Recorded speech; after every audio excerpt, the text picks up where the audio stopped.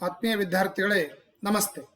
ಇಂದು creative ಸ್ಟ್ರಾಟಜಿಯಲ್ಲಿ ಭಾರತದ ಭೂಗೋಳವನ್ನು ಕುರಿತು ನಾನು ಇಲ್ಲಿ ಚರ್ಚೆ ಮಾಡ್ತಾ ಇದ್ದೀನಿ. ಇಂದು ಡಿಸ್ಕಷನ್ ಮಾಡ್ತಕ್ಕಂಥ ಈ ಕ್ವಶನ್ಗಳು RRB group D, NTPC, ALP, SSC, GD, CGL, CHSL ಹಾಗೂ ಇತರೆ ಸ್ಪರ್ಧಾತ್ಮಕ ಪರೀಕ್ಷೆಯಲ್ಲಿ ಕೇಳಿರ್ತಕ್ಕಂಥ ಪ್ರಶ್ನೆಗಳಾಗಿದ್ದಾವೆ. ಮುಂಬರ್ತಕ್ಕಂಥ ಎಲ್ಲ ರೈಲ್ವೆ ನೇಮಕಾತಿ ಪರೀಕ್ಷೆಗಳಿಗೆ ಹಾಗೂ SSC ಪರೀಕ್ಷೆಗಳಿಗೆ ಇವು ಅತಿ ಮಹತ್ವಪೂರ್ಣವಾಗಿರತಕ್ಕಂಥ ಪ್ರಶ್ನೆಗಳಾಗಿದ್ದಾವೆ. ಸೊ ಇಲ್ಲಿ ಪ್ರತಿ ಕ್ವಶನ್ ಯಾವ ವರ್ಷದಲ್ಲಿ ಕೇಳಿದ್ದಾರೆ, ಯಾವ ಶಿಫ್ಟಲ್ಲಿ ಕೇಳಿದ್ದಾರೆ, ಸೊ ಅದಕ್ಕೆ ಸಂಬಂಧಪಟ್ಟಿದ್ದ ಡಿಟೇಲ್ ಎಕ್ಸ್ಪ್ಲನೇಷನ್ ಅನ್ನು ವಿತ್ ಮ್ಯಾಪ್ ಜೊತೆ ನಾನು ಡಿಸ್ಕಷನ್ ಮಾಡ್ತಾ ಹೋಗ್ತೀನಿ. ಈಗಾಗಲೇ ಪಾರ್ಟ್ 1 ವಿಡಿಯೋದಲ್ಲಿ ಬೇಸಿಕ್ ಇಂದ ನಾನು ಇಂಡಿಯನ್ ಜಾಗ್ರಫಿಯನ್ನು ಸ್ಟಾರ್ಟ್ ಮಾಡಿದ್ದೀನಿ. ಸೊ ಈಗ ಅದ್ರ ಮುಂದುವರೆದಿರ್ತಕ್ಕಂಥ ಭಾಗವನ್ನು ಪಾರ್ಟ್ 2ದಲ್ಲಿ ನಾನು ಡಿಸ್ಕಷನ್ ಮಾಡ್ತಾ ಹೋಗ್ತೀನಿ. ಇಲ್ಲಿ ಬರ್ತಕ್ಕಂಥ ಪ್ರತಿಯೊಂದು ಪಾಯಿಂಟ್ಸ್ ಅನ್ನ ನೀವು ನೋಡ್ತಾ ಹೋಗಿ. ಯಾರು ಮೊದಲು ಬಾರಿಗೆ ನೋಡ್ತಾ ಇದ್ರಿ ಸಬ್ಸ್ಕ್ರೈಬ್ ಮಾಡ್ಕೊಳ್ಳಿ, ಬೆಲ್ ಬಟನ್ ಮೇಲೆ ಕ್ಲಿಕ್ ಮಾಡಿ. ರೈಲ್ವೆ, SSC ನೇಮಕಾತಿಗೆ ಸಂಬಂಧಪಟ್ಟಿರ್ತಕ್ಕಂಥ, ಬ್ಯಾಂಕಿಂಗ್ ನೇಮಕಾತಿಗೆ ಸಂಬಂಧಪಟ್ಟಿರ್ತಕ್ಕಂಥ ಸಾಕಷ್ಟು ವಿಡಿಯೋಗಳನ್ನು ಡೈಲಿ ನಾನು ಇಲ್ಲಿ ಅಪ್ಲೋಡ್ ಮಾಡ್ತಾ ಇರ್ತಿರ್ತೀನಿ. ಸೊ ನಾನು ಶ್ರೀಸೆಲ್ ಬ್ರಾದರ್, ಕ್ರಿಯೇಟಿವ್ ಮೆಂಟಲ್ ಎಬಿಲಿಟಿ ಒಂದು ಪುಸ್ತಕದ ಲೇಖಕರು ಹಾಗೂ creative study circle banking academy ಇದರ ಡೈರೆಕ್ಟರು ಹೌದು. ಬಿಜಾಪುರದಲ್ಲಿ ಗೌರ್ಮೆಂಟ್ ಪಾಲಿಟೆಕ್ನಿಕ್ ಕಾಲೇಜ್ ಎದುರಿಗೆ ಬಾಗಲಕೋಟೆ ರಸ್ತೆಯಲ್ಲಿ ಈ ನಮ್ಮ ಹೊಸ ಒಂದು ಬ್ರ್ಯಾಂಚು, ನಾವು ವೆಲ್ ಫರ್ನಿಶ್ಡ್ ಆಗಿರ್ತಕ್ಕಂಥ ಒಂದು ಇನ್ಸ್ಟಿಟ್ಯೂಟನ್ನು ಓಪನ್ ಮಾಡಿದ್ದೀವಿ. ಸೊ ಸುಮಾರು 15 ವರ್ಷಗಳಿಂದ ಬಿಜಾಪುರದಲ್ಲಿ ಬ್ಯಾಂಕಿಂಗ್, ರೈಲ್ವೆ, SSCಗೆ ತರಬೇತಿ ಕೊಡ್ತಕ್ಕಂಥ ಏಕೈಕ ಸಂಸ್ಥೆ ಅದು creative study circle banking academy. ಈಗ ನಮ್ಮ ಹೊಸ ಬಿಲ್ಡಿಂಗ್ ಅಲ್ಲಿ ವೆಲ್ ಫರ್ನಿಶ್ಡ್ ಆಗಿರ್ತಕ್ಕಂಥ ಆನ್ಲೈನ್ ಎಕ್ಸಾಮ್ ಲ್ಯಾಬ್ ಇದೆ, ಲೈಬ್ರರಿ ಇದೆ, ಡಿಜಿಟಲ್ ಕ್ಲಾಸ್ ರೂಮ್ ಇದೆ, ಹಾಗೂ ಡೆಲ್ಲಿಯಿಂದ ಲೈವ್ ವಿಡಿಯೋ ಕ್ಲಾಸಸ್ಗಳಿರ್ತವೆ, ಹಾಗೂ ಅಡ್ಡಾ 247 ಕಂಟೆಂಟ್ ಪಾರ್ಟ್ನರ್ ಆಗಿರ್ತಕ್ಕಂಥ ಏಕೈಕ ಸಂಸ್ಥೆ ಕರ್ನಾಟಕದಲ್ಲಿ ಅದು creative study circle banking academy. ಪ್ರತಿ ತಿಂಗಳು 5th and 25th ಬ್ಯಾಂಕಿಂಗ್ ಕ್ಲಾಸ್ಗಳು ಸ್ಟಾರ್ಟ್ ಆಗ್ತಾ ಇದ್ದಾವೆ. ಮಾರ್ನಿಂಗ್ ಆ್ಯಂಡ್ ಈವ್ನಿಂಗ್ ಸಪ್ರೇಟ್ ಬ್ಯಾಚ್ಗಳಿದ್ದಾವೆ. Library, hostel facility, complete study material, books, bag, one time coaching till you get job ಅಂತೇಳಿ ನೀವು ಅಪಾಯಿಂಟ್ ಆಗುವವರೆಗೂ ಕೋಚಿಂಗ್ ಬರ್ಬೋದು. ಆ ಥರದ ಒಂದು ಕಾನ್ಸೆಪ್ಟನ್ನು ಇಟ್ಕೊಂಡು ಬಿಜಾಪುರದಲ್ಲಿ ಸಿಸ್ಟಮೆಟಿಕ್ ಆಗಿರ್ತಕ್ಕಂಥ ಕೋಚಿಂಗನ್ನು ನಾವು ನೀಡ್ತಾ ಇದ್ದೀವಿ. ಈಗಾಗಲೇ ರೈಲ್ವೆ ಗ್ರೂಪ್ ಡಿ ಒಂದು ನೇಮಕಾತಿ ಅಧಿಸೂಚನೆ ಒಂದು ನೋಟಿಸ್ ಬಿಡಲಾಗಿದ್ದು, ಇದೇ ಜನವರಿ 23ರಿಂದ ಅಪ್ಲಿಕೇಶನ್ ಹಾಕುವಂಥ ಒಂದು ಪ್ರೊಸೆಸ್ ಸ್ಟಾರ್ಟ್ ಆಗ್ತಾ ಇದೆ. ಇದು 32,000 ಪೋಸ್ಟ್ಗಳಿದ್ದಾವೆ. 32,000 ಪೋಸ್ಟು. ಎಷ್ಟು? 32,000 ಪೋಸ್ಟು. ಇಲ್ಲಿ ಇನ್ನೂ ಕ್ಲಿಯರ್ ಮಾಡಿದ್ದಾರೆ. ITI ಆದರೂ ಆಗಿರ್ಬೋದು, SSLC ಆದರೂ ಆಗಿರ್ಬೋದು. ITIನೇ ಆಗಿರ್ಬೇಕಂತೇನು ರೂಲ್ಸ್ ಇಲ್ಲ. ಏನಿ SSLC ಮುಗಿಸಿರ್ತಕ್ಕಂಥ ಯಾವುದೇ ವಿದ್ಯಾರ್ಥಿನಿ ಇಲ್ಲಿ ಅಪ್ಲಿಕೇಶನ್ ಹಾಕಲಿಕ್ಕೆ ಗ್ರೂಪ್ ಡಿಗೆ ಅವಕಾಶ ಇದೆ. 32,000 ಹುದ್ದೆಗಳಿದ್ದಾವೆ. ಇನ್ನೂ ಪೋಸ್ಟ್ಗಳು ಇವು ಒಂದು 30,000ದಷ್ಟು ಹೆಚ್ಚಾಗುವಂಥ ಸಾಧ್ಯತೆ ಇದೆ. ಇದೇ ಜನವರಿ 23ರಿಂದ ಆನ್ಲೈನ್ ಅಪ್ಲಿಕೇಶನ್ ಸ್ಟಾರ್ಟ್ ಆಗ್ತದೆ. ಫೆಬ್ರವರಿ 22ರವರೆಗೆ ಅರ್ಜಿ ಹಾಕಲಿಕ್ಕೆ ಅವಕಾಶ ಇದೆ. ಇದ್ರ ಬಗ್ಗೆ ಡಿಟೇಲ್ ವಿಡಿಯೋವನ್ನು ನಾನು ಇದರಲ್ಲಿ ಮಾಡಿದ್ದೀನಿ, ನನ್ನ ಒಂದು ಚಾನಲಲ್ಲಿ ಮಾಡಿದ್ದೀನಿ. ಅದು ನೀವು ಇನ್ನೊಂದ್ಸಲ ಡಿಟೇಲ್ ಆಗಿ ನೋಡ್ರಿ. ಏನು ಸಿಲೆಬಸ್ ಇದೆ, ಯಾವ ಥರ ಸೆಲೆಕ್ಷನ್ ಪ್ರೊಸೀಜರ್ ನಡೀತಾ ಇದೆ, ಯಾವ ಥರ ಕಟ್ ಆಫ್ ಇದೆ, ಇದನ್ನೆಲ್ಲ ಡಿಟೇಲ್ ಆಗಿ ಡಿಸ್ಕಷನ್ ಮಾಡಿದ್ದೀನಿ. ಒಂದು ಆಫ್ಲೈನ್ ಬ್ಯಾಚು ನಮ್ಮ ಸಂಸ್ಥೆಯಲ್ಲಿ ಜನವರಿ 20ರಿಂದ ಸ್ಟಾರ್ಟ್ ಆಗ್ತಾ ಇದೆ. ಯಾವಾಗ? ಜನವರಿ 20ರಿಂದ ಸ್ಟಾರ್ಟ್ ಆಗ್ತದೆ. 2 to 2.5 months ಏನಾಗಿರ್ತದೆ ಕ್ಲಾಸ್, ಇದೊಂದು ಬ್ಯಾಚ್ ಡ್ಯೂರೇಷನ್ ಇರ್ತದೆ. ಇಲ್ಲೇನಾಗಿರ್ತದೆ, ಡೈಲಿ 5 hours ಏನಾಗಿರ್ತದೆ ಕ್ಲಾಸ್ ರೂಮ್ ಟೀಚಿಂಗ್ ಇರ್ತದೆ, ರೈಟ್ ರೀ. 1 hour ಏನಾಗಿರ್ತದೆ ಟೆಸ್ಟ್ ಇರ್ತದೆ, ಆನ್ಲೈನ್ ಆರ್ ಆಫ್ಲೈನ್ ಟೆಸ್ಟ್ ಇರ್ತದೆ. ನೆಕ್ಸ್ಟ್ ಆಮೇಲೆ 2 to 3 hours ಏನಾಗಿರ್ತದೆ ಲೈಬ್ರರಿ ಇರ್ತದೆ. ಸೊ ಡೈಲಿ ನಮ್ಮ ಕ್ಲಾಸ್ ರೂಮಲ್ಲಿ ನೀವು ಲೈಬ್ರರಿ, ಆನ್ಲೈನ್ ಎಕ್ಸಾಮ್ ಲ್ಯಾಬು ಮತ್ತು ಬುಕ್ಸು, ಸ್ಟಡಿ ಮಟೀರಿಯಲ್ಸನ್ನು ಯೂಸ್ ಮಾಡಿಕೊಂಡು ಕೋಚಿಂಗನ್ನು ಪಡಿತಾ ನೀವಿಲ್ಲಿ ಪ್ರಿಪರೇಷನನ್ನು ಮಾಡ್ಬೋದು. ಎಕ್ಸ್ಪೀರಿಯನ್ಸ್ಡ್ ಲೆಕ್ಚರ್ ಇದ್ದಾರೆ. ಪ್ರತಿ ಸಬ್ಜೆಕ್ಟಲ್ಲಿ 2-3 ಜನ ಲೆಕ್ಚರ್ ಇದ್ದಾರೆ. ಆನ್ಲೈನ್ ಎಕ್ಸಾಮ್ ಲ್ಯಾಬ್ ಇದೆ. ಕಂಪ್ಲೀಟ್ ಬುಕ್ಸ್ ಆ್ಯಂಡ್ ಸ್ಟಡಿ ಮಟೀರಿಯಲ್ಸನ್ನು ಕೊಟ್ಟಿರ್ತೀವಿ. ಲೈಬ್ರರಿ ಫೆಸಿಲಿಟಿನ ಹಾಕಿರ್ತೀವಿ. ಟೋಟಲ್ ಇದ್ರ ಫೀಸ್ ಎಷ್ಟಿದೆ ಅಂದರೆ 6,000 ಫೀಸ್ ಇದೆ. ಹಾಸ್ಟೆಲ್ದು ಎಲ್ಲ ಸಪ್ರೇಟ್ ಇರ್ತದೆ. ಅದಕ್ಕೆ ಬೇಕಾಗಿರ್ತಕ್ಕಂಥ ಮಾಹಿತಿಗಾಗಿ ಈ ನಂಬರಿಗೆ, ಫಸ್ಟ್ ನಂಬರ್ ಅದಲ್ರಿ 9902542748 ನಂಬರ್ಗೆ ಕಾಂಟ್ಯಾಕ್ಟ್ ಮಾಡ್ಬೋದು. ಇದೇ ನಂಬರ್ ವಾಟ್ಸಪ್ ಮಾಡಿದರೆ ನಿಮಗೆ ಇಲ್ಲಿ 199 ನಂಬರ್ ಇದೆ ನೋಡ್ರಿ, ಅದರ ಲಿಂಕ್ ಕಳಿಸಿದ್ದೀವಿ ನಾವು. ನಮ್ಮ ಇನ್ಸ್ಟಿಟ್ಯೂಟ್ ಒಂದು ವಿಡಿಯೋ ಲಿಂಕನ್ನು ಹಾಕಿದ್ದೀವಿ, ನೀವು ಲಿಂಕಲ್ಲಿ ನೋಡ್ಬೋದು, ರೈಟ್ ರೀ. ಓಕೆ. SBI PO ಕ್ಲರ್ಕ್ ಇದೇ ಜನವರಿ 7 ಲಾಸ್ಟ್ ಡೇಟ್ ಇದೆ. 13,000 ಪೋಸ್ಟ್ಗಳು ಕಾಲ್ಫರ್ಮ್ ಆಗಿದ್ದಾವೆ. SBI PO 600 ಪೋಸ್ಟ್ ಇದ್ದಾವೆ. ಇದು ಜನವರಿ 16ರಿಂದ ಅಪ್ಲಿಕೇಶನ್ ಹಾಕಲಿಕ್ಕೆ ಕೊನೆ ಡೇಟ್ ಇದೆ. ಜನವರಿ 16 ಲಾಸ್ಟ್ ಡೇಟ್ ಇದೆ. ಜನವರಿ 10ರಿಂದ ನಮ್ಮಲ್ಲಿ ಹೊಸ ಒಂದು ಬ್ಯಾಂಕಿಂಗ್ ಬ್ಯಾಚ್ಗಳು ಸ್ಟಾರ್ಟ್ ಆಗ್ತಾ ಇದ್ದಾವೆ. ಇದು 3 months ಕೋರ್ಸ್ ಇರುತ್ತೆ. 2 to 2.5 months to 3 months ವರೆಗೆ ಕ್ಲಾಸ್ ಇರುತ್ತೆ. ಡೈಲಿ ಮಾರ್ನಿಂಗ್ 7:30 to 12:30 ವರೆಗೆ ಕ್ಲಾಸ್ ರೂಮ್ ಟೀಚಿಂಗ್ ಇರುತ್ತೆ. 12:30 to 1:30 ಆನ್ಲೈನ್ ಟೆಸ್ಟ್ ಇರುತ್ತೆ. ಸೊ ಪ್ರತಿ ಬ್ಯಾಚ್ಗೆ ಒಬ್ಬರು ಮೆಂಟರ್ ಇರ್ತಾರೆ. ಸೊ ಅವರು ನಿಮಗೆ ಪ್ರತಿಯೊಂದರಲ್ಲಿ ಗೈಡ್ ಮಾಡ್ತಿರ್ತಾರೆ. ಸಬ್ಜೆಕ್ಟ್ ವೈಸ್ ಎಲ್ಲ ಫ್ಯಾಕಲ್ಟಿಗಳಲ್ಲಿ 8-10 ಜನ ಫ್ಯಾಕಲ್ಟಿಗಳು ಇಲ್ಲಿ ಕ್ಲಾಸ್ ರೂಮ್ ಟೀಚಿಂಗ್ ಮಾಡ್ತಿರ್ತಾರೆ. Right, okay. ಈಗ ಕ್ವಶನ್ ಅನ್ನು ಸ್ಟಾರ್ಟ್ ಮಾಡ್ತಾ ಹೋಗೋಣ. ಭಾರತದ ಪರ್ಯಾಯ ದ್ವೀಪದ ದಕ್ಷಿಣ ತುದಿ ಯಾವುದು? ನೋಡ್ರಿ, ಆಲ್ರೆಡಿ ನಿನ್ನೆ ದಿನ ಇದು ಕ್ವಶನ್ ರಿಪೀಟ್ ಆಗಿದೆ. RRB ಗ್ರೂಪ್ ಡಿ 2018 ಶಿಫ್ಟ್ 3 ಅಲ್ಲಿ ಇದನ್ನ ಕ್ವಶನ್ ಅನ್ನ ಕೇಳಿದ್ದಾರೆ. ಬಟ್ ಭಾರತ ಅತ್ಯಂತ ದಕ್ಷಿಣ ತುದಿ, ಅತ್ಯಂತ ದಕ್ಷಿಣ ತುದಿ ಬೇರೆ, ಪರ್ಯಾಯ ದ್ವೀಪದ ಒಂದು ದಕ್ಷಿಣ ತುದಿ ಬೇರೆ. ಭಾರತ ಪರ್ಯಾಯ ದ್ವೀಪ ಅಂದ್ರೆ ಯಾವುದು? ಪ್ರಧಾನ ಭೂರಾಶಿ ದಕ್ಷಿಣ ತುದಿ ಯಾವುದು ಅಂತ ಕೇಳ್ಯಾರ. ಪರ್ಯಾಯ ದ್ವೀಪ ಅಂತ ನಾವು ಎದಕ್ಕೆ ಕರಿತೀವಿ ಅಂದ್ರೆ, ಪಶ್ಚಿಮದಲ್ಲಿ ಏನಿದೆ ಅರಬ್ಬಿ ಸಮುದ್ರ ಇದೆ, ಪೂರ್ವದಲ್ಲಿ ಏನಿದೆ ಬಂಗಾಳ ಕೊಲ್ಲಿ ಇದೆ, ರೈಟ್ ರೀ, ದಕ್ಷಿಣದಲ್ಲಿ ಏನಿದೆ ಹಿಂದೂ ಮಹಾಸಾಗರ ಇದೆ. ಹೀಗೆ ಭಾರತ 3 ಕಡೆಯಿಂದ ಸುತ್ತುವರಿಯಲ್ಪಟ್ಟಿದೆ. 3 ಕಡೆಯಿಂದ ಜಲಗಡಿಯಿಂದ ಸುತ್ತುವರಿಯಲ್ಪಟ್ಟಿದೆ. ಯಾವುದು ಭೂಭಾಗ 3 ಕಡೆಯಿಂದ ಜಲಭಾಗದಿಂದ ಸುತ್ತುವರಿಯಲ್ಪಟ್ಟಿರ್ತದೋ ಅಂತ ಒಂದು ಭಾಗವನ್ನು ನಾವೇನ್ ಕರಿತೀವಿ ಅಂದ್ರೆ ಪರ್ಯಾಯ ದ್ವೀಪ ಅಂತ ಕರಿತೀವಿ. 4 ಕಡೆ ನೀರಿತ್ತಂದ್ರೆ ಅದಕ್ಕೆ ನಾವು ದ್ವೀಪ ಅಂತ ಕರಿತೀವಿ, ಐಲ್ಯಾಂಡ್ ಅಂತ ಕರಿತೀವಿ. ಹಾಗಾದ್ರೆ ಇದ್ರ ದಕ್ಷಿಣ ತುದಿ ಯಾವ್ದಾಗಿದೆ ಅಂತಂದ್ರೆ ಕನ್ಯಾಕುಮಾರಿ ಆಗಿದೆ. ಆಪ್ಷನ್ ಯಾವ್ದಿದು? ಕನ್ಯಾಕುಮಾರಿ. ತಮಿಳುನಾಡಿನಲ್ಲಿ ಬರ್ತಕ್ಕಂಥ ಕೊನೆಯ ತುದಿನೇ ಏನಾಗಿರುತ್ತೆ ಅಂದ್ರೆ ಭಾರತ ಪ್ರಧಾನ ಭೂರಾಶಿಯ ದಕ್ಷಿಣ ತುದಿ ಅಂತ ನಾವು ಹೇಳ್ಬೋದು. ಓಕೆ, ನೋಡ್ರಿ ಇಲ್ಲಿ ಕನ್ಯಾಕುಮಾರಿ. ಇದು 8.4 ಉತ್ತರ ಅಕ್ಷಾಂಶದಲ್ಲಿ ಐತಿ ಅಂತ ನಾವು ನಿನ್ನೆ ದಿನ ಇದನ್ನ ಡಿಸ್ಕಷನ್ ಮಾಡಿದೀವಿ. ಭಾರತ ದಕ್ಷಿಣ ಭಾಗವು ಡ್ಯಾಶ್ ಆಕಾರದಲ್ಲಿದೆ. ನೋಡ್ರಿ, ಭಾರತ ದಕ್ಷಿಣ ಭಾಗ ಯಾವ ಆಕಾರದಲ್ಲಿದೆ ಅಂತ ಕೇಳಿದಾರೆ. ಇಲ್ಲಿ ನೋಡಿ, ಇದು ಯಾವ ಆಕಾರದಲ್ಲಿ ಕಾಣಿಸ್ತದೆ ನಮ್ಗೆ? ಇದು ನೋಡಲು ಯಾವ ಆಕಾರದಲ್ಲಿ ಇದೆ? ತ್ರಿಕೋನ ಆಕಾರದಲ್ಲಿದೆ. ದಕ್ಕನ ಪ್ರಸ್ಥಭೂಮಿ ಯಾವ ಆಕಾರದಲ್ಲಿ ಅದ್ರಿ? ತ್ರಿಕೋನ ಆಕಾರದಲ್ಲಿದೆ, ಈ ತರ. ಸೊ ಇದಕ್ಕೆ ನಾವು ಆನ್ಸರ್ ನೋಡ್ತಾ ಹೋಗೋಣ. ನೋಡ್ರಿ, ದಕ್ಷಿಣ ಭಾಗವು ಡ್ಯಾಶ್ ಆಕಾರ ತ್ರಿಕೋನ ಆಕಾರದಲ್ಲಿದೆ. ಅದು ಯಾವುದು? ಪೆನಿನ್ಸುಲಾನೋ, ಸರಳನೋ, ಮರುಭೂಮಿನೋ, ದ್ವೀಪನೋ? ಇಟ್ರಿ, ಪೆನಿನ್ಸುಲಾ ಅಂತ ಕರಿತೀವಿ ನಾವು. ಪೆನಿನ್ಸುಲಾ ಅಂದ್ರೆ ಏನು? ಪ್ರಸ್ಥಭೂಮಿ. ದಕ್ಷಿಣ ಪ್ರಸ್ಥಭೂಮಿಗೆ ಏನ್ ಕರಿತೀವಿ ಅಂದ್ರೆ ಪೆನಿನ್ಸುಲಾ ಅಂತ ಕರಿತೀವಿ. ಇದು ಯಾವ ಆಕಾರದಲ್ಲಿ? ಇದು ಭಾರತದ ದಕ್ಕನ ಪ್ರಸ್ಥಭೂಮಿಯು ನೋಡಲು ಯಾವ ಆಕಾರದಲ್ಲಿ ಐತಿ ಅಂತ ಹೇಳ್ಬೋದು ನೀವು? ತ್ರಿಕೋನ ಆಕಾರದಲ್ಲಿ ಐತಿ ಅಂತ ಅರ್ಥ. ಇದು ಯಾವ ಆಕಾರದಲ್ಲಿದೆ? ತ್ರಿಕೋನ ಆಕಾರದಲ್ಲಿದೆ. ಇಲ್ಲಿ ಪಶ್ಚಿಮದಲ್ಲಿ ಪಶ್ಚಿಮ ಘಟ್ಟಗಳದಾವು, ಪೂರ್ವದಲ್ಲಿ ಪೂರ್ವ ಘಟ್ಟಗಳದಾವು. ಇವೆರಡೂ ಘಟ್ಟಗಳು ಬಂದು ಸೇರೋದಿಲ್ಲ ಅಂತಂದ್ರೆ ನೀಲಗಿರಿ ಬೆಟ್ಟಗಳು.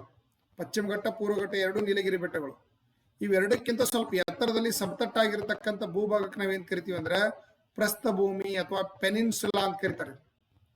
ಆದ್ದರಿಂದ ನೋಡಿ, ಸುತ್ತಲಿನ ಪ್ರದೇಶಗಳಿಗಿಂತ ಸ್ವಲ್ಪ ಎತ್ತರವಾಗಿರ್ತಕ್ಕಂಥ ಭಾಗವನ್ನು ನಾವೇನ್ ಕರಿತೀವಿ ಅಂದ್ರೆ ಪೆನಿನ್ಸುಲಾ ಅಂತ ಕರಿತೀವಿ. ಸೊ ಅದಕ್ಕಾಗಿ ಭಾರತ ಒಂದು ದಕ್ಕನ್ ಪ್ರಸ್ಥಭೂಮಿ ಯಾವ ಆಕಾರದಲ್ಲಿ ಇದೆ ಅಂತಂದ್ರೆ ತ್ರಿಕೋನ ಆಕಾರದಲ್ಲಿ ಐತಿ ಅಂತ ನಾವು ಹೇಳ್ಬೋದು. ಓಕೆ ರೀ, ಇಲ್ಲಿದೆ ನೋಡಿ, ನಾಲ್ಕು ಹಾಕಿದ್ರೆ ಇದರಲ್ಲಿ ಈ ಆಕಾರದಲ್ಲಿ ತ್ರಿಕೋನ ಆಕಾರದಲ್ಲಿ ಐತಿ ಅಂತ ನಾವು ಇದನ್ನ ಗುರುತಿಸಬಹುದು. ಓಕೆ, ಆತ್ಮೀಯ ವಿದ್ಯಾರ್ಥಿಗಳು, ಯಾರು ರೈಲ್ವೆ, SSC, ಬ್ಯಾಂಕಿಂಗ್ ಪ್ರಿಪೇರ್ ಮಾಡ್ತಾ ಇದ್ದೀರಿ, ಕರ್ನಾಟಕದಲ್ಲಿ ಈ ಎಕ್ಸಾಮ್ಗಳು ಕೇಂದ್ರ ಸರ್ಕಾರದ ಒಂದು ಪರೀಕ್ಷೆಗಳಿಗೆ ಸಿಸ್ಟಮೆಟಿಕ್ ಆಗಿ ತರಬೇತಿ, ಮಾರ್ಗದರ್ಶನ ಮತ್ತು ಉಚಿತ ಒಂದು ಸ್ಟಡಿ ಮೆಟೀರಿಯಲ್ಗಳನ್ನು ಪ್ರೊವೈಡ್ ಮಾಡ್ತಕ್ಕಂಥ ಸಂಸ್ಥೆ ಅದು creative study circle banking academy. ನಾವು ಪ್ರತ್ಯೇಕವಾಗಿರ್ತಕ್ಕಂಥ ಟೆಲಿಗ್ರಾಮ್ ಗ್ರೂಪ್ ಅನ್ನ ಮಾಡಿದೀವಿ, ಕ್ರಿಯೇಟಿವ್ ವಿಜಯಪುರ್ ಅಂತ ಹೇಳಿದ್ರೆ ಹೆಸರು. ಸೊ ಅದರ ಲಿಂಕ್ ಅನ್ನು ಡಿಸ್ಕ್ರಿಪ್ಷನ್ ಅಲ್ಲಿ ಹಾಕಿದೀವಿ. ಟೆಲಿಗ್ರಾಮ್ ಗ್ರೂಪ್ ಇದೆ, ವಾಟ್ಸಪ್ ಗ್ರೂಪ್ ಇದೆ. ಸೊ ಆ ಗ್ರೂಪ್ಗಳಿಗೆ ನೀವು ಜಾಯ್ನ್ ಆಗ್ರಿ. ಡೈಲಿ ನಾವು ಕರೆಂಟ್ ಅಫೇರ್ಸ್ PDF ಅನ್ನು ನಿಮ್ಮ ಜೊತೆ ಶೇರ್ ಮಾಡ್ತಾ ಇದ್ದೀವಿ. ಗ್ರೂಪ್ಗಳಲ್ಲಿ ಕೆಲವೊಂದು ಕ್ವಶನ್ ಡಿಸ್ಕಷನ್ ಮಾಡ್ತಾ ಇದ್ದೀವಿ, ನೋಟ್ಸ್ಗಳನ್ನು ಹಾಕ್ತಾ ಇದ್ದೀವಿ, ವಿಡಿಯೋಗಳ ಒಂದು ಲಿಂಕ್ ಅನ್ನು ಹಾಕ್ತಾ ಇದ್ದೀವಿ. ನೆಕ್ಸ್ಟ್ ಲೈವ್ ಕ್ಲಾಸ್ ಅನ್ನು ಸ್ಟಾರ್ಟ್ ಮಾಡ್ತೀವಿ ಶೀಘ್ರದಲ್ಲೇ. ಅದರದ್ದು ಡೈಲಿ ಟೈಮ್ ಟೇಬಲ್ ಅನ್ನು ಅಪ್ಡೇಟ್ ಮಾಡ್ತಿರ್ತೀವಿ. ಯಾರು railway exam, SSC, bank exam prepare ಮಾಡ್ತಾ ಇದ್ದೀರಿ, ಈ ಟೆಲಿಗ್ರಾಮ್ ಗ್ರೂಪ್ಗೆ ಜಾಯ್ನ್ ಆಗ್ರಿ. ಸೊ ಲೈವ್ ಕ್ಲಾಸ್ಗೆ ಅಥವಾ ಇತರೆ ಮಾಹಿತಿಯನ್ನು ಅಪ್ಡೇಟ್ ಮಾಡಲಿಕ್ಕೆ ನಿಮಗೆ ಸಾಧ್ಯ ಆಗ್ತಾ ಇದೆ. ಭಾರತದ ಅತ್ಯಂತ ಕಡಿಮೆ ಬಿಂದು ಯಾವುದು? ಕಡಿಮೆ ಅಲ್ಲ, ಅತ್ಯಂತ ಕೆಳಗಿನ ಲೋವೆಸ್ಟ್ ಪಾಯಿಂಟ್, ಅತ್ಯಂತ ಕೆಳಗಿನ ಬಿಂದು ಅಥವಾ ಲೋವೆಸ್ಟ್ ಪಾಯಿಂಟ್ ಯಾವುದು ಅಂತ ಕರೀತಾರೆ. ನೋಡ್ರಿ, ಭಾರತದಲ್ಲಿ ಅತ್ಯಂತ ಲೋವೆಸ್ಟ್ ಪಾಯಿಂಟ್ ಯಾವ್ದಿದೆ ಅಂತಂದ್ರೆ ವಯನಾಡ, ಚಟ್ಟಿನಾಡು, ಕುಟ್ಟನಾಡು, ಇಂದಿರಾ ಪಾಯಿಂಟ್. ಆನ್ಸರ್ ಯಾವ್ದಂದ್ರೆ ಕೇರಳದಲ್ಲಿ ಬರ್ತಕ್ಕಂಥ ಕುಟ್ಟನಾಡು. ಇದು ಅತ್ಯಂತ ಲೋವೆಸ್ಟ್ ಪಾಯಿಂಟ್, ಇಂಡಿಯಾದಲ್ಲೇನೆ ಅತಿ ಲೋವೆಸ್ಟ್ ಪಾಯಿಂಟ್ ಅಲ್ಲಿ ಇರ್ತಕ್ಕಂಥ ಏರಿಯಾ ಇದು. ಅಲಪ್ಪಿ ಮತ್ತು ಕೊಟ್ಟಾಯಂ, ಅಲಪ್ಪಿ ಮತ್ತು ಕೊಟ್ಟಾಯಂ ಪ್ರದೇಶ ಜಿಲ್ಲೆಗಳ ಮಧ್ಯಭಾಗದಲ್ಲಿ ಕಂಡು ಬರ್ತಕ್ಕಂಥ ಈ ಭಾಗ ಅತ್ಯಂತ ಆಳದಲ್ಲಿ ಲೋವೆಸ್ಟ್, ಭಾರತದ ಎಲ್ಲ ಭೂಭಾಗಗಳಿಗಿಂತ ಅತಿ ಕೆಳಭಾಗದಲ್ಲಿ ಕಂಡು ಬರ್ತಕ್ಕಂಥ ಒಂದು ಭೂಭಾಗ ಅಂತ ಗುರುತಿಸಲ್ಪಡ್ತದೆ. ಅದು ಯಾವ್ದಂದ್ರೆ ಕುಟ್ಟನಾಡು ಅಂತ ಕರಿತೀವಿ. ಕುಟ್ಟನಾಡು, ರೈಟ್. ಓಕೆ. ಚೀನಾದ ಭಾರತದ ನಡುವಿನ ಗಡಿ ರೇಖೆ ಹೆಸರು ಯಾವುದು? ಚೀನಾ ಮತ್ತು ಭಾರತ ನಡುವಿನ ಗಡಿ ರೇಖೆ ಯಾವುದು? 24ನೇ ಸಮಾಂತರ ರೇಖೆ, ಮ್ಯಾಕ್ ಮೋಹನ್ ರೇಖೆ, ಡುರಾಂಟ್ ರೇಖೆ, ರೆಡ್ ಕ್ಲಿಪ್ ರೇಖೆ. ಸೊ ಭಾರತ ಮತ್ತು ಚೀನಾ ನಡುವಿನ ಗಡಿ ರೇಖೆ ಯಾವುದು? ಈಗಾಗಲೇ ನಾವು ಹಿಂದಿನ ವಿಡಿಯೋದಲ್ಲಿ ನೋಡಿದೀವಿ, ಮ್ಯಾಕ್ ಮೋಹನ್ ರೇಖೆ. ನೋಡಿ ಯಾವುದು? ಮ್ಯಾಕ್ ಮೋಹನ್ ರೇಖೆ. ಇಲ್ಲಿ ಉತ್ತರದಲ್ಲಿ ಬರ್ತಕ್ಕಂಥ ದೇಶ ಯಾವ್ದಂದ್ರೆ ಚೀನಾ, ರೈಟ್ರಿ. ಇಲ್ಲಿ ಕಂಡು ಬರ್ತಕ್ಕಂಥ ಒಂದು ಗಡಿ ರೇಖೆ ನಾವು ಕರಿತೀವಿ ಅಂದ್ರೆ ಮ್ಯಾಕ್ ಮೋಹನ್ ರೇಖೆ ಅಂತ ಕರಿತೀವಿ, ರೈಟ್ರಿ. ಇದು ಯಾವ ಒಪ್ಪಂದ ಪ್ರಕಾರ? ಸಿಮ್ಲಾ ಒಪ್ಪಂದ ಪ್ರಕಾರ ಬ್ರಿಟಿಷರ ಕಾಲದಲ್ಲೇ ಆಗಿರ್ತಕ್ಕಂಥ ಒಂದು ಗಡಿ ರೇಖೆ ಇದು, ರೈಟ್ರಿ. ಇನ್ನ 24 ಸಮಾನಾಂತರ ರೇಖೆ ಏನಿದು ಭಾರತ ಮತ್ತು ಪಾಕಿಸ್ತಾನ ನಡುವೆ. ಆಮೇಲೆ ಡ್ಯುರಾಂಟ್ ರೇಖೆನು ಭಾರತ ಮತ್ತು ಅಫ್ಘಾನಿಸ್ತಾನ ನಡುವೆ. ರೆಡ್ ಕ್ಲಿಪ್ ರೇಖೆನು ಭಾರತ ಮತ್ತು ಪಾಕಿಸ್ತಾನ ನಡುವೆ ಇರತಕ್ಕಂಥ ಗಡಿ ರೇಖೆಗಳು ಅಂತ ಹೇಳ್ಬೋದು. ಓಕೆ ರೀ. ಈ ಕೆಳಗಿನಲ್ಲಿ ಯಾವುದು ಭಾರತ ಮತ್ತು ಪಾಕಿಸ್ತಾನ ನಡುವಿನ ಗಡಿ ಎಂದು ಪರಿಗಣಿಸಲಾಗಿದೆ? ನೋಡಿ, ಸೇಮ್ ಕ್ವಶನ್ ಬಂತು ನೋಡ್ರಿ. ಸೊ ಆನ್ಸರ್ ಯಾವ್ದಂದ್ರೆ ರೆಡ್ ಕ್ಲಿಪ್ ರೇಖೆ. ಯಾವಾಗಿದು? ಆಗಸ್ಟ್ 17, 1947ರಲ್ಲಿ ಸರ್ ರೆಡ್ ಕ್ಲಿಪ್ ಅಂತಕ್ಕಂಥವ್ರು ಭಾರತ ಮತ್ತು ಪಾಕಿಸ್ತಾನ ಇಬ್ಬಾಗ ಆದಾಗ ಪ್ರತ್ಯೇಕವಾಗಿರ್ತಕ್ಕಂಥ ರೇಖೆಯನ್ನು ಅವರು ಗುರುತಿಸಿದ್ರು. ಆ ಒಂದು ರೇಖೆ ನಾವೇನ್ ಕರಿತೀವಿ ಅಂದ್ರೆ LAC ಅಂತ ಕರಿತೀವಿ, line of actual control, LAC. But ಈ ಸದ್ಯ ಏನಾಗಿದೆ ಅಂದ್ರೆ LOC. ಇದು LOC. ಇದಕ್ಕೆ ಏನ್ ಕರೀತಾರೆ ಅಂದ್ರೆ ರೆಡ್ ಕ್ಲಿಪ್ ರೇಖೆ ಅಂತ ಕರೀತಾರೆ. ಬಟ್ ಏನಾಗಿದೆ, 1948ರಲ್ಲಿ ಭಾರತ ಮತ್ತು ಪಾಕಿಸ್ತಾನ ನಡುವೆ ಇದ್ದಾದಾಗ ಜಮ್ಮು ಕಾಶ್ಮೀರ ಕೆಲವೊಂದು ಪ್ರದೇಶಗಳನ್ನ ಅವ್ರು ಏನ್ ಮಾಡಿದ್ರು? ವಶಪಡಿಸಿಕೊಂಡ್ರು, ಆಕ್ರಮಿಸಿಕೊಂಡ್ರು. ಅವಾಗ ಆ ಭಾಗವನ್ನ LOC ಅಂತ ಕರಿತೀವಿ, line of control, occupied, Pak occupied control, ರೈಟ್ರಿ. ಸೊ ಈಗ ಭಾರತ ಮತ್ತು ಪಾಕಿಸ್ತಾನ ನಡುವಿನ ಗಡಿ ರೇಖೆ ಯಾವ್ದಂತ ಹೇಳ್ಬೋದು ನೀವು? ರೆಡ್ ಕ್ಲಿಪ್ ರೇಖೆ ಅಂತ ಹೇಳ್ಬೋದು. ಓಕೆ ರೀ. ಸೊ ಆತ್ಮೀಯರೇ, ಆಗಾಗಲೇ ಬಹಳಷ್ಟು ಜನ RRB ಗ್ರೂಪ್ ಡಿ ಗೆ ಸಂಬಂಧಪಟ್ಟಿರ್ತಕ್ಕಂಥ ಬುಕ್ಸ್ ಅನ್ನು ವೇಟ್ ಮಾಡ್ತಾ ಇದ್ರಿ. ಕಳೆದ 2019-20ರಲ್ಲಿ ಮೊದಲ ಬಾರಿಗೆ ನಾನು ಮೆಂಟಲಿಟಿ ಮ್ಯಾಥ್ಸ್ ಬುಕ್ ಅನ್ನ ರಿಲೀಸ್ ಮಾಡಿದ್ದೆ. ಕರ್ನಾಟಕದಲ್ಲಿ ಬಹಳಷ್ಟು ವಿದ್ಯಾರ್ಥಿಗಳು ಬುಕ್ಸ್ ಅನ್ನು ತೆಗೆದುಕೊಂಡು ಓದಿದ್ರು. ಈಗ ಅದರ 3ನೇ ಆವೃತ್ತಿಯನ್ನು ಬಿಡುಗಡೆ ಮಾಡಲಾಗಿದ್ದು, ಲೇಟೆಸ್ಟ್ ಕ್ವಶನ್, ಟಾಪಿಕ್ ವೈಸ್ ಕ್ವಶನ್ಗಳನ್ನ, RRB ಕ್ವಶನ್ಗಳನ್ನ, ಪ್ರತಿಯೊಂದು ಕ್ವಶನ್ ಮೇಲೆ ಡಿಟೇಲ್ ಎಕ್ಸ್ಪ್ಲನೇಷನ್ ಗಳನ್ನ ಒಳಗೊಂಡಿರ್ತಕ್ಕಂಥ 3rd ಎಡಿಷನ್ ಬುಕ್ಸ್ ಬಂದಿದೆ. ಇದು 70 GSM ಅಲ್ಲಿ ಬೆಸ್ಟ್ ಕ್ವಾಲಿಟಿ ಬುಕ್ ಮತ್ತು ಒಳ್ಳೆ ಕಂಟೆಂಟ್ ಇರ್ತಕ್ಕಂಥ ಬುಕ್ಸ್. ಪ್ರತಿ ಅಧ್ಯಾಯದ ಮೇಲೆ QR ಕೋಡ್ ಇದಾವೆ.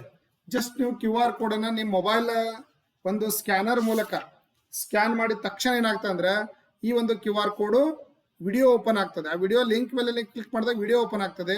ವಿಡಿಯೋ ನೋಡಿ ನೀವೇನ್ ಮಾಡ್ಬೋದು? ಪ್ರಿಪೇರ್ ಮಾಡ್ಬೋದು. ಸೊ ಮ್ಯಾಥ್ಸು, ರೀಸನಿಂಗ್ 2 ಬುಕ್ಸು, ಆಮೇಲೆ static GK previous year question. ಇದು 2013 ಇಂದ ಇಲ್ಲಿವರೆಗೆ ಆಗಿರ್ತಕ್ಕಂಥ ಎಲ್ಲ ರೈಲ್ವೆ ನೇಮಕಾತಿ ಪ್ರಶ್ನೆ ಪತ್ರಿಕೆಗಳನ್ನ, MCQಗಳನ್ನ ಡಿಸ್ಕಷನ್ ಮಾಡಿದ್ದು. ಅದಕ್ಕೆ ಯಾಕೆ ಇದೇ ಆನ್ಸರ್ ಬರ್ತದೆ ಅನ್ಲಿಕ್ಕೆ ವಿತ್ ಡಿಟೇಲ್ ಎಕ್ಸ್ಪ್ಲನೇಷನ್ ನಾವು ಕೊಟ್ಟಿದೀವಿ ಅದರಲ್ಲಿ. ಸೊ ಆ ಒಂದು ಪ್ಯಾಟರ್ನ್ ನೀವು ಫಾಲೋ ಮಾಡ್ರಿ. ಆಲ್ಮೋಸ್ಟ್ ಇಂಡಿಯಾದಲ್ಲಿ ಇದನ್ನ ಸ್ಟ್ಯಾಟಿಕ್ GK ಅನ್ನ ನೋಡ್ತಾ ಇದ್ದಾರೆ. ಕನ್ನಡ ಮೀಡಿಯಂದಲ್ಲಿ ನಾವು ಸ್ಟ್ಯಾಟಿಕ್ GK ಅನ್ನ ನೋಟ್ಸ್ ಅನ್ನ ರೆಡಿ ಮಾಡಿ ಅದನ್ನ ಜೆರಾಕ್ಸ್ ಮಾಡಿದೀವಿ. ಇನ್ನೊಂದು general science notes NCERT syllabus ಪ್ರಕಾರ ರೆಡಿ ಆಗಿರ್ತಕ್ಕಂಥ ನೋಟ್ಸ್ ಆಗಿದ್ದು, RRB ಗ್ರೂಪ್ ಡಿ ಗೆ ಬಹಳಷ್ಟು ಯೂಸ್ಫುಲ್ ಆಗಿರ್ತಕ್ಕಂಥ ನೋಟ್ಸ್ ಇದೆ. ಈ ಸ್ಟ್ಯಾಟಿಕ್ GK ಇನ್ನೂ ಸ್ವಲ್ಪ ನೀವು ಇದನ್ನ ಬಿಟ್ಟು ಇನ್ನೂ ಎಕ್ಸ್ಟ್ರಾ ಓದಬೇಕಾಗ್ತದೆ. ಇದೊಂದು 80% ನಿಮಗೆ ಹೆಲ್ಪ್ ಆಗ್ತದೆ. 20% ಇನ್ನೂ ನಾನು ಕ್ಲಾಸಲ್ಲಿ ನಿಮಗೆ PDF ಅಲ್ಲಿ ಶೇರ್ ಮಾಡ್ತೀನಿ. ನೀವೆಲ್ಲ ನೋಟ್ಸನ್ನ ಆಮೇಲೆ ನೀವು ತಗೊಂಡು ಓದ್ಬೋದು. ನಮ್ಮ ಟೆಲಿಗ್ರಾಮ್ ಗ್ರೂಪ್ ಅಲ್ಲಿ ಹಾಕ್ತಿರ್ತೀವಿ.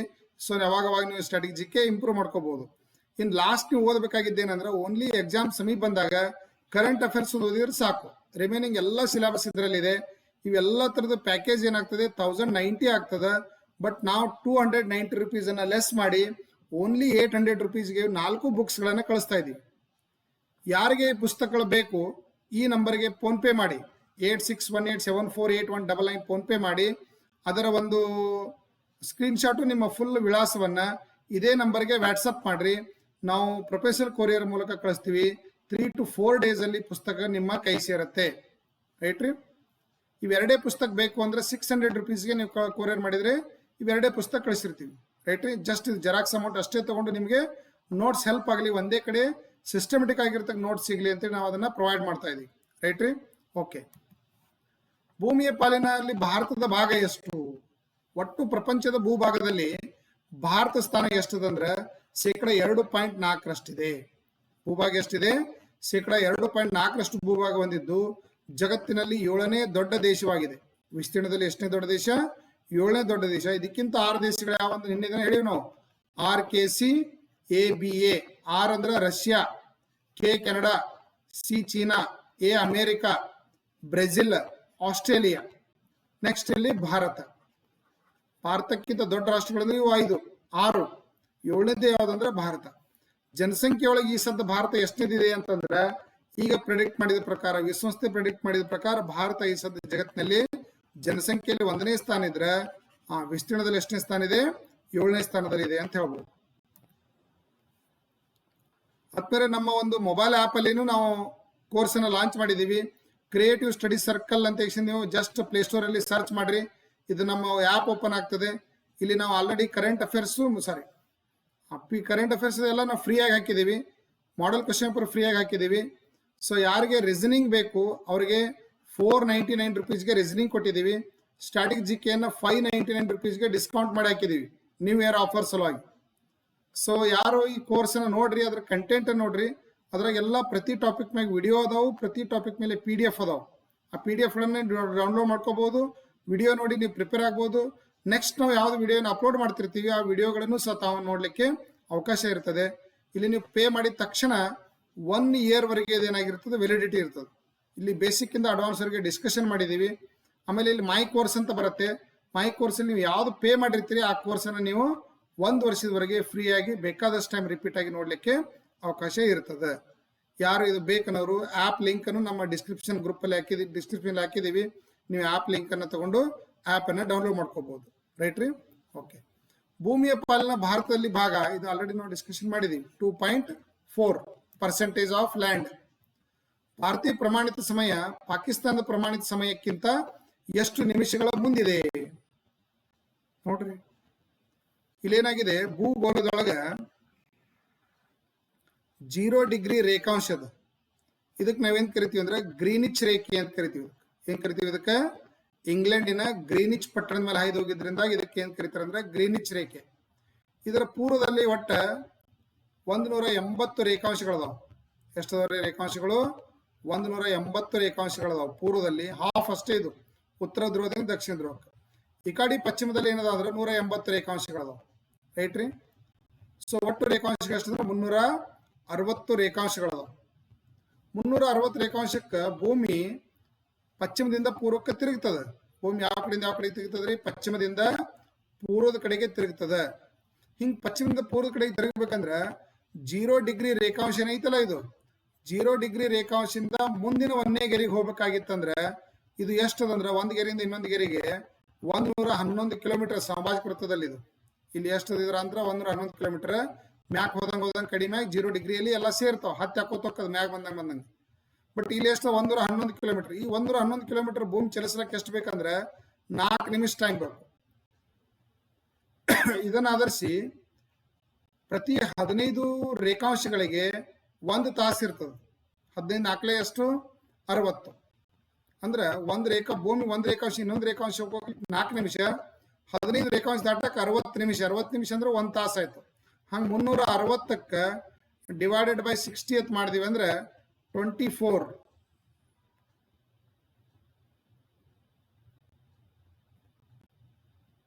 360 ರೇಖಾಂಶಗಳು ಡಿವೈಡೆಡ್ ಬೈ 15 ಇದು. ಯಾಕೆ 15 ರೇಖಾಂಶಕ್ಕೆ 1 ತಾಸು ಅಂದ್ರೆ 360 ರೇಖಾಂಶ ಅಂದ್ರೆ 15 ಒಂದೇ 15 ಎರಡ್ಲೆ 15 ನಾಲ್ಕಲೆ ಅಂದ್ರೆ ಒಂದ್ ದಿನಕ್ಕೆ 24 ತಾಸು ಆಯ್ತು. ಭೂಮಿ ಹಿಂಗ್ ಒಂದ್ ರೌಂಡ್ ಹಾಕ್ಬೇಕಂದ್ರೆ 24 ತಾಸು ಬೇಕು. ಅಂದ್ರೆ ಒಟ್ಟು 15 ಟೈಮ್ ರೇಖಾಂಶಗಳಿಗೆ ಒಂದು ಟೈಮ್ ಝೋನ್ ಇರ್ತದೆ. ಹಂಗೆ ಇಂಡಿಯಾದೊಳಗ ಒಂದು ರೇಖಾಂಶವನ್ನ ಗುರುತಿಸ್ಯಾರ ಇಲ್ಲಿ. ಇದು ಯಾವ್ದಂದ್ರೆ ಅಲಹಾಬಾದ್ ರೇಖೆ. ಅದು ಯಾವ್ದಂದ್ರೆ 82.5 ಡಿಗ್ರಿ ಪೂರ್ವ ರೇಖಾಂಶ. ಇದು ಗ್ರೀನಿಚ್ ಗಿಂತ ಎಷ್ಟು ದೂರ ಅದ ಅಂದ್ರೆ 82.5 ರೇಖಾಂಶ ದೂರ ಅದ. ಅಂದ್ರೆ ಪ್ರಪಂಚದ ಎಲ್ಲ ಜಗತ್ತಿನ ದೇಶಗಳು ಗ್ರೀನಿಚ್ ಅಲ್ಲಿ ಟೈಮ್ ನೋಡ್ಕೊಂಡೇ ಟೈಮ್ ಸೆಟ್ ಮಾಡ್ಕೊಂಡಿರ್ತಾವ. ಈಗ ನಮ್ಮ ಭಾರತ ಸಮಯ ರಾತ್ರಿ 10:30 ಆಗಿದೆ ಅಂತ ತಿಳ್ಕೊಳ್ಳೋಣ. ಎಷ್ಟಾಗಿ ತಿಳ್ಕೊಳ್ಳೋಣ? 10 ಗಂಟೆ 30 ನಿಮಿಷ ಆಗಿದೆ ಈಗ ಸರ್ ನಾ ವಿಡಿಯೋ ಮಾಡುವಾಗ. ರೈಟ್ ರೀ? ವಿಡಿಯೋ ರೆಕಾರ್ಡಿಂಗ್ ಮಾಡುವಾಗ 10 ಗಂಟೆ 30 ನಿಮಿಷ ಆಗಿದೆ. ಇದು ಗ್ರೀನಿಚ್ಗಿಂತ ಎಷ್ಟು ತಾಸು ಮುಂದದ ಅಂದ್ರೆ 5 ಗಂಟೆ 30 ನಿಮಿಷ ಮುಂದದ ಪ್ಲಸ್ ಅದು. ಯಾಕಂದ್ರೆ ನಮ್ದು ಬಂದ್ ಭೂಮಿ ಸೂರ್ಯನ ಎದುರಿಗೆ ಬಂದ್ ಹೋಗಿ ಹಿಂದಗಡೆ ಜಪಾನ್ ಬರ್ತದೆ. ಈ ಸಲ ಜಪಾನ್ದವ್ರಿಗೆ ಎಷ್ಟಾಗಿದೆ ಅಂದ್ರೆ 5 ಗಂಟೆ ಆಗಿದೆ. ಈಗ ಸಾಯಂಕಾಲ 5 ಗಂಟೆ. ಈಗ ಆಫೀಸ್ ಮುಗಿಸಿ ಮನೆಗೆ ಹೊಂಟಾರ ಅವರು. ನಾವು ಊಟ ಮಾಡಿ ಮನ್ಕೊಳಕತ್ತೀವಿ, ರೈಟ್ ರೀ. ಹಂಗ ಪಾಕಿಸ್ತಾನ ನಮ್ಗಿಂತ ಸ್ವಲ್ಪ ಹಿಂದದ, 15 ರೇಖಾಂಶ ಅಲ್ಲ 7.5 ರೇಖಾಂಶ ಹಿಂದದ. ಸೊ ಅದಕ್ಕೆ ನಾವು ಅಲ್ಲಿ ಅವರಿಗೆ ನಮಗೆ ಟೈಮ್ ಜೋನ್ ಎಷ್ಟು ಫರಕ್ ಇದೆ ಅಂತಂದ್ರೆ 30 ನಿಮಿಷ ಮುಂದಿದೆ. ಭಾರತದ ಪ್ರಮಾಣಿತ ವೇಳೆ ಪಾಕಿಸ್ತಾನದ ಪ್ರಮಾಣಿತ ವೇಳೆಗಿಂತ ಎಷ್ಟು ನಿಮಿಷ ಮುಂದಿದೆ ಅಂದ್ರೆ 30 ನಿಮಿಷ ಮುಂದಿದೆ, ರೈಟ್. ಈ ತರ ನೀವು ಇದನ್ನ ನೋಡ್ಕೋಬೇಕು. ಈ ಕೆಳಗಿನ ಯಾವ ರಾಜ್ಯಗಳು ಮ್ಯಾನ್ಮಾರ್ನೊಂದಿಗೆ ಗಡಿಯನ್ನು ಹಂಚಿಕೊಳ್ಳುವುದಿಲ್ಲ? ನೋಡ್ರಿ, ಮಯನ್ಮಾರ್ ಭಾರತದ ಪೂರ್ವದಲ್ಲಿ ಕಂಡು ಬರ್ತಕ್ಕಂಥ ಒಂದು ರಾಜ್ಯ ಇದು. ಇಲ್ಲಿ ರೈಟ್ ರೀ, ಇಲ್ಲಿ ಮಿಜೋರಾಂ ಇದೆ, ಮಣಿಪುರ ಇದೆ, ರೈಟ್ ರೀ. ಆಮೇಲೆ ನಾಗಾಲ್ಯಾಂಡ್ ಇದೆ.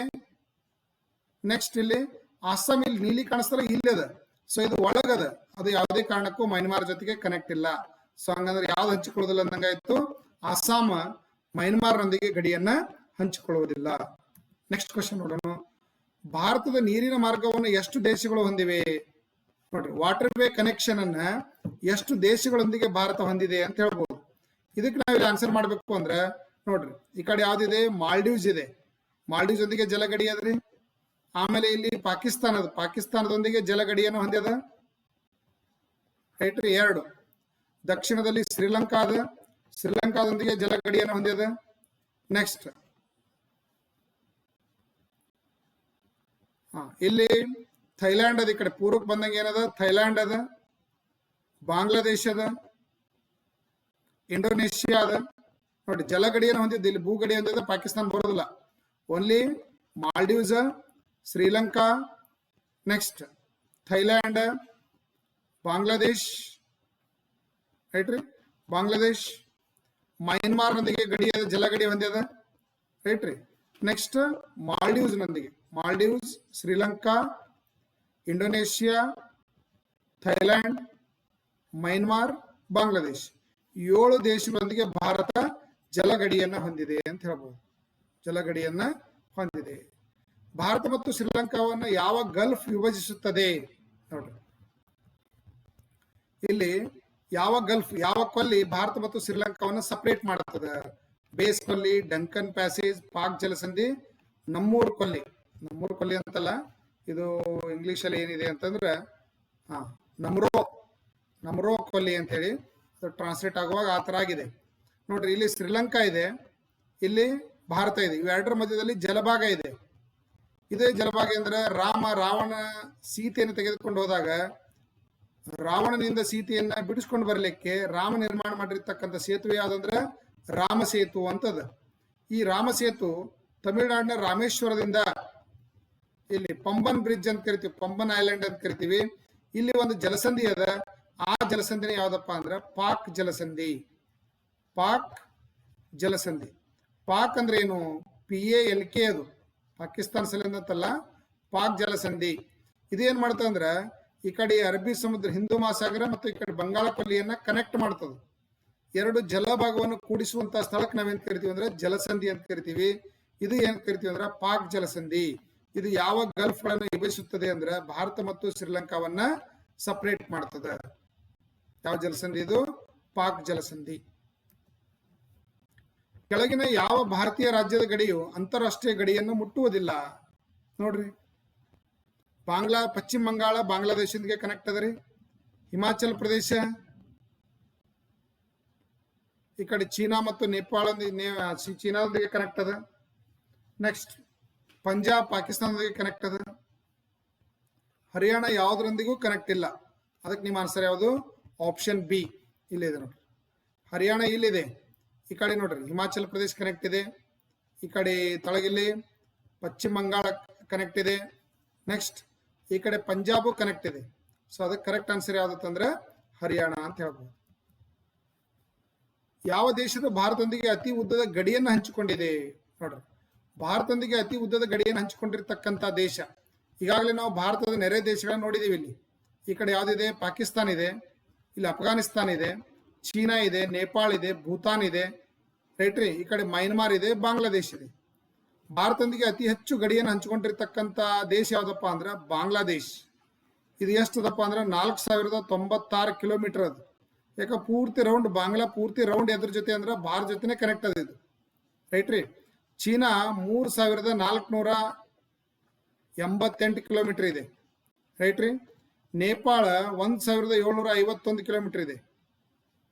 ಪಾಕಿಸ್ತಾನದೊಂದಿಗೆ ಭಾರತದ ಒಂದು ಭೂಗಡಿ ಏನಾಗಿದೆ ಅಂದ್ರೆ ಜಸ್ಟ್ 3223 ಕಿಲೋಮೀಟರ್ ಇದೆ. ಅಂದ್ರೆ ಹೈಯೆಸ್ಟ್ ಒಂದು ಗಡಿ ಪ್ರದೇಶವನ್ನು ಹೊಂದಿರತಕ್ಕಂಥ ದೇಶ ಭಾರತದೊಂದಿಗೆ ಯಾವ್ದಪ್ಪ ಅಂತ ಕೇಳಿದ್ರೆ ಅಂದ್ರೆ ಬಾಂಗ್ಲಾದೇಶ್ ಅಂತ ಹೇಳ್ಬೋದು. Second China, third Pakistan, right ರೀ. ಬಾಂಗ್ಲಾದೇಶವು ಯಾರೊಂದಿಗೆ ಭೂಗಡಿಯನ್ನ ಹೊಂದಿದೆ? ಬಾಂಗ್ಲಾದೇಶ ಯಾವ್ಯಾವ ದೇಶಗಳೊಂದಿಗೆ ಭೂಗಡಿಯನ್ನು ಹೊಂದಿದೆ ಅಂದ್ರೆ ಭಾರತ ಮತ್ತು ಮಯನ್ಮಾರ್ನೊಂದಿಗೆ. ಯಾವ್ದ್ರೊಂದಿಗೆ? ಭಾರತ ಮತ್ತು ಮಯನ್ಮಾರ್ನೊಂದಿಗೆ ಭೂಗಡಿಯನ್ನು ಹೊಂದಿದೆ. ನೋಡ್ರಿ, ಈ ಕಡೆ ಭಾರತ ದೇಶದ, ಈ ಕಡೆ ಮಯನ್ಮಾರ್ ಅದ. ಸೊ ಅದಕ್ಕಾಗಿ ಭಾರತ ಮತ್ತು ಮಯನ್ಮಾರ್ನೊಂದಿಗೆ ಅಂತ ಹೇಳ್ಬೋದು. ನೆಕ್ಸ್ಟ್, ಭಾರತ ಪರ್ಯಾಯ ದ್ವೀಪದ ಪಶ್ಚಿಮ ಕರಾವಳಿಗೆ ಬಹುತೇಕ ಸಮಾನಾಂತರವಾಗಿರುವ ಪರ್ವತ ಶ್ರೇಣಿ. ವಿಶ್ವದ 8 ಜೀವ ವೈವಿಧ್ಯತೆ ಹೊಂದಿರುವ ಅತ್ಯಂತ ಬಿಸಿ ಕ್ರೀಡೆಗಳು ಅಂದ್ರೆ ಬಯೋಸ್ಪೇರ್ ಅಂತ ಕರಿತೀವಿ. ಇದು ಕನ್ನಡದಲ್ಲಿ ಟ್ರಾನ್ಸ್ಲೇಟ್ ಹಿಂಗ ಆಗ್ತದೆ ನೋಡ್ರಿ. ಬಯೋಸ್ಪೇರ್, ಹಾಟ್ಸ್ಪಾಟ್ಸ್ ಅಂತ ಕರೀತಾರೆ. Hotspots of the western Ghats ಅಂತ ಕರೀತಾರೆ. ಭಾರತ ದೊಡ್ಡ ಇಳಿಜಾರು ಎಂದು ಕರೆಯಲ್ಪಡುತ್ತದೆ. ಯಾವ್ದಿದು? ಪಶ್ಚಿಮ ಘಟ್ಟಗಳನ್ನು. ಪಶ್ಚಿಮ ಘಟ್ಟಗಳು ಏನ್ ಕರಿತೀವಿ ಅಂದ್ರೆ ಭಾರತದ ಅತ್ಯಂತ ಬಿಸಿ ತಾಣಗಳು ಅಥವಾ ಹಾಟ್ಸ್ಪಾಟ್ಸ್ ಅಂತ ಕರೀತಾರೆ. ಅತ್ಯಂತ ದಟ್ಟ ಅರಣ್ಯಗಳನ್ನು ಹೊಂದಿರತಕ್ಕಂಥ, ವೈವಿಧ್ಯಮಯವಾಗಿರ್ತಕ್ಕಂಥ ಜೀವ ಸಂಕುಲಗಳನ್ನು ಹೊಂದಿರತಕ್ಕಂಥ ಭಾಗ ಯಾವ್ದಪ್ಪ ಅಂದ್ರೆ ಪರ್ಯಾಯ ಪ್ರಸ್ಥಭೂಮಿಯ ಪಶ್ಚಿಮದಲ್ಲಿ ಬರ್ತಕ್ಕಂಥ ಯಾವುದು? ಪಶ್ಚಿಮ ಘಟ್ಟಗಳು. ಇದಕ್ಕೆ ನಾವು ಕರ್ನಾಟಕದಲ್ಲಿ ಏನ್ ಕರಿತೀವಿ ಅಂದ್ರೆ ಸಹ್ಯಾದ್ರಿ ಬೆಟ್ಟಗಳಂತ ಕರಿತೀವಿ, ರೈಟ್ ರೀ. ಇದು ಭಾರತದ ಅರಬ್ಬಿ ಸಮುದ್ರ ಮತ್ತು ಈ ಕಡೆ ಏನಾಗಿದೆ ಅಂದ್ರೆ ದಕ್ಕನ ಪ್ರಸ್ಥಭೂಮಿ ಮಧ್ಯಭಾಗದಲ್ಲಿ ಬರ್ತಕ್ಕಂಥದ್ದು ಯಾವ್ದಪ್ಪ ಅಂದ್ರೆ ಪಶ್ಚಿಮ ಘಟ್ಟಗಳು. ಇವು ಜ್ವಾಲಾಮುಖಿಯಿಂದ ನಿರ್ಮಾಣವಾಗಿರ್ತಕ್ಕಂಥ ಬೆಟ್ಟಗಳಾಗಿದ್ದು ನಿರಂತರವಾಗಿವೆ ಮತ್ತು ಕಡಿದಾಗಿವೆ ಬಾಳ ಇವು, ರೈಟ್ ರೀ. ಪಶ್ಚಿಮ ಘಟ್ಟ ಪೂರ್ವಘಟ್ಟ ಎರಡು ಹೋಗಿ ಸೇರೋದಲ್ಲಿ ಅಂತಂದ್ರೆ ನೀಲಗಿರಿ ಬೆಟ್ಟಗಳಲ್ಲಿ ಹೋಗಿ ಏನಾಗ್ತದೆ ಅಂದ್ರೆ ಕನೆಕ್ಟ್ ಆಗ್ತಾವು. 2012ರಲ್ಲಿ ಇದಕ್ಕೆ ಯುನೆಸ್ಕೋ ಮಾನ್ಯತೆಯನ್ನು ನೀಡಲಾಗಿದೆ. ಯುನೆಸ್ಕೋ ಸಂರಕ್ಷಿತ ತಾಣ ಅಂತೇಳಿ ಇದನ್ನ ಅನೌನ್ಸ್ ಮಾಡಲಾಗಿದೆ. ವೈವಿಧ್ಯಮಯವಾಗಿರ್ತಕ್ಕಂಥ ಜೀವಿಗಳು ಇಲ್ಲಿ ಏನ ಮಾಡ್ತಾವು? ವಾಸ ಇದಾವೆ ಅಂತ ಹೇಳ್ಬೋದು. ಇದನ್ನು ಸಹ್ಯಾದ್ರಿ ಅಂತ ಕರಿತೀವಿ ಕರ್ನಾಟಕದಲ್ಲಿ. ಭಾರತ ಉತ್ತರದಲ್ಲಿ ಗೋಡೆಯನ್ನು ರೂಪಿಸಿ, ಭಾರತದಲ್ಲಿ ಉತ್ತರದ ಗೋಡೆ ಅಂತೇಳಿ ಯಾವ್ದು ಕರೆಯಲ್ಪಡ್ತದ? ರೈಟ್ ರೀ, ಉತ್ತರದ ಪರ್ವತ ಪ್ರದೇಶಗಳು. ನೋಡಿ, ಈ ಕಡೆ ಭಾರತದ ಸ್ವಾಭಾವಿಕ ವಿಭಾಗ ನೋಡುವಾಗ ಇಲ್ಲಿ ಹಿಮಾಲಯ ಪರ್ವತಗಳ ಪೂರ್ತಿ ಉತ್ತರದಲ್ಲಿ ಕೋಟೆ ಗೋಡೆ ಕಟ್ಟದಂಗ. ಇದಕ್ಕೆ ನಾವು ಉತ್ತರದ ಗೋಡೆ ಅಂತ ಕರಿತಾರೆ. ಅದಕ್ಕೆ ಯಾವ್ದಂದ್ರೆ ಅದು ಉತ್ತರದ ಪರ್ವತ ಪ್ರದೇಶ. ಮೇಘಾಲಯ ಪೂರ್ವ ಭಾಗದ ಹಿಲ್ ಬೆಲ್ಟ್ ಮೂಲತಃ ಏನಾಗಿತ್ತು? ನೋಡ್ರಿ, ಮೇಘಾಲಯದ ಪೂರ್ವ ಭಾಗದಲ್ಲಿ ಇಲ್ಲಿ ಮೇಘಾಲಯ ಬರ್ತದೆ. ಈ ಮೇಘಾಲಯದ ಪೂರ್ವ ಭಾಗದಲ್ಲಿ ಬರ್ತಕ್ಕಂಥ ಹಿಲ್ ಬೆಲ್ಟ್ ಅಂದ್ರೆ ಈ ಒಂದು ಮೇಘಾಲಯ ಒಂದು ಬೆಟ್ಟಗಳು ಆ ಮೇಘಾಲಯದಲ್ಲಿ ಕಂಡು ಬರ್ತಕ್ಕಂಥ ಬೆಟ್ಟಗಳು ಮೂಲತಃ ಯಾವ ರಾಜ್ಯದ ಭಾಗವಾಗಿದ್ದು ಅಂದ್ರೆ ಅಸ್ಸಾಮಿನ ಭಾಗವಾಗಿದ್ದು. ಯಾವ ಭಾಗ ಆಗಿದ್ದದು? ಇಲ್ಲಿ ನೀಲಿ ಕಾಣ್ತಲ್ಲ, ಇದು ಅಸ್ಸಾಂ. ಇದು ಮೇಘಾಲಯ ಪೂರ್ತಿ ಅಸ್ಸಾಮಿಂದ ಸುತ್ತುವರಿಯಲ್ಪಟ್ಟಿದೆ. ಇದು ಭಾರತದ ಉತ್ತರದಲ್ಲಿರುವ 3 ಪರ್ವತ ಪ್ರದೇಶಗಳಲ್ಲಿ ದಕ್ಷಿಣ ಭಾಗವು ಹೊರಗಿನ ಹಿಮಾಲಯವಾಗಿದೆ. ಇದನ್ನು ಸಹ ಕರೆಯಲಾಗುತ್ತದೆ. ಇದನ್ನ ಏನಂತ ಕರೆಯಲಾಗ್ತದೆ? ರೈಟ್ ರೀ, ಇಲ್ಲಿದೆ ನೋಡಿ. ಸಾರಿ, ಇದ್ರಾಗಿಲ್ಲಲ್ಲ. ಇಲ್ಲಿ ಜಮ್ಮು ಕಾಶ್ಮೀರದಲ್ಲಿ ನಾವೇನು ಉತ್ತರದಲ್ಲಿ ಕಂಡು ಬರ್ತಕ್ಕಂಥ ಒಂದು ಪರ್ವತಗಳ ಸಾಲ ಅಂತ ನಾವೇನು ಗುರುತಿಸ್ತೀವಲ್ರಿ. ಸೊ ಈ ಭಾಗದಲ್ಲಿ ಏನಿದೆ ಅಂದ್ರೆ ಹಿಮಾಲಯ ಪರ್ವತಗಳದಾವ. ಈ ಹಿಮಾಲಯ ಪರ್ವತಗಳಲ್ಲಿ 3 ಭಾಗದವು. ಒಂದು ಮಹಾ ಹಿಮಾಲಯ ಅತಿ ಎತ್ತರದಲ್ಲಿ ಬರ್ತಕ್ಕಂಥದ್ದು, ಎರಡನೇದು ಮಧ್ಯ ಹಿಮಾಲಯ, ಅದರಲ್ಲಿ ಬರ್ತಕ್ಕಂಥದ್ದು ಕೆಳ ಹಿಮಾಲಯ. ಸೊ ಹಿಂಗಾಗಿ ಕೆಳ ಹಿಮಾಲಯಕ್ಕೆ ಏನ್ ಕರೀತಾರೆ ಅಂದ್ರೆ ಶಿವಾಲಿಕ್ ಬೆಟ್ಟಗಳು ಅಥವಾ ಇತ್ತೀಚೆಗೆ ನಿರ್ಮಾಣವಾಗಿರ್ತಕ್ಕಂಥ ಪಾದ ಬೆಟ್ಟಗಳು ಅಂತ ಇದನ್ನು ಕರೀತಾರೆ. ಪಾದ ಬೆಟ್ಟಗಳಂದ್ರೂ ಒಂದೇ ಅಥವಾ ಶಿವಾಲಿಕ್ ಬೆಟ್ಟಗಳಂದ್ರೂ ಒಂದೇ. ಇದು ಅತ್ಯಂತ ಎತ್ತರವಾಗಿರ್ತಕ್ಕಂಥ ಬೆಟ್ಟಗಳು. ಎರಡನೇದು ಮಧ್ಯಮ ಎತ್ತರ, ಮೂರನೇದು ಕೆಳ ಹಿಮಾಲಯ ಅಂತೇಳಿ ಇದನ್ನ ಕರೆಯಲಾಗ್ತದೆ, ರೈಟ್ ರೀ. ಶಿವಾಲಿಕ್ ಬೆಟ್ಟಗಳು ಅಂತ ಕರಿತೀವಿ. ಕೆಳಗಿನ ಯಾವ ಪರ್ವತ ಶ್ರೇಣಿಗಳು ಅತ್ಯಂತ ಎತ್ತರ ಶಿಖರವಾಗಿದ್ದು ಇದನ್ನು ಗುರು ಶಿಖರ ಎಂದು ಕರೆಯಲಾಗುತ್ತದೆ? ನೋಡಿ, ಇವುಗಳಲ್ಲಿ ಅತಿ ಎತ್ತರವಾದ ಬೆಟ್ಟಗಳು ಯಾವಪ್ಪ? ಪಶ್ಚಿಮ ಘಟ್ಟಗಳ ಪರ್ವತ ಶ್ರೇಣಿ, ಸಾತ್ಪುರ ಪರ್ವತ, ಅರಾವಳಿ ಪರ್ವತ, ವಿಂಧ್ಯ ಪರ್ವತ. ಇವು ಈ ಹಿಮಾಲಯ ಬಿಟ್ಟರೆ ಉಳಿದೆಲ್ಲ ಭಾರತದಲ್ಲಿ ಕಂಡು ಬರ್ತಕ್ಕಂಥ ಪರ್ವತಗಳಲ್ಲಿ ಅತಿ ಎತ್ತರವಾದ ಬೆಟ್ಟಗಳು ಯಾವಪ್ಪ ಅಂತಂದ್ರೆ ಅರಾವಳಿ ಬೆಟ್ಟಗಳು. ಯಾವುದು? ಅರಾವಳಿ ಬೆಟ್ಟಗಳು. ಈ ಅರಾವಳಿ ಬೆಟ್ಟಗಳಲ್ಲಿ ಅತಿ ಎತ್ತರವಾದ ಬೆಟ್ಟ ಯಾವ್ದಪ್ಪ ಅಂದ್ರೆ ಗುರು ಶಿಖರ. ಯಾವ್ದಿದು? ಗುರು ಶಿಖರ. ಎಲ್ಲಿ ಕಂಡು ಬರ್ತಾ ಇದು ನೋಡ್ರಿ. ಭಾರತ ನಕ್ಷೆಯಲ್ಲಿ ನಾವು ತೆಗೆದು ನೋಡಿದಿವಿ ಅಂದ್ರೆ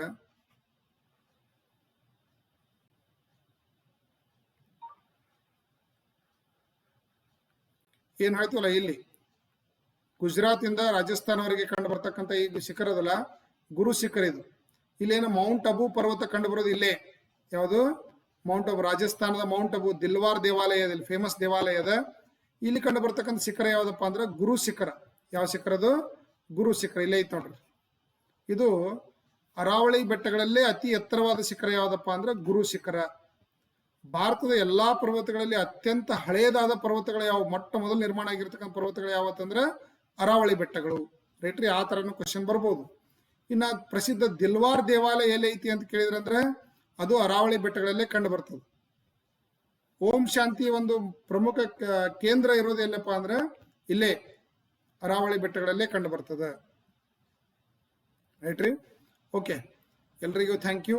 ಮತ್ತೆ ಇದರ ಮುಂದುವರೆದ ಭಾಗವನ್ನು 3ನೇ ವಿಡಿಯೋದಲ್ಲಿ ನಾನು ಡಿಸ್ಕಷನ್ ಮಾಡ್ತೀನಿ.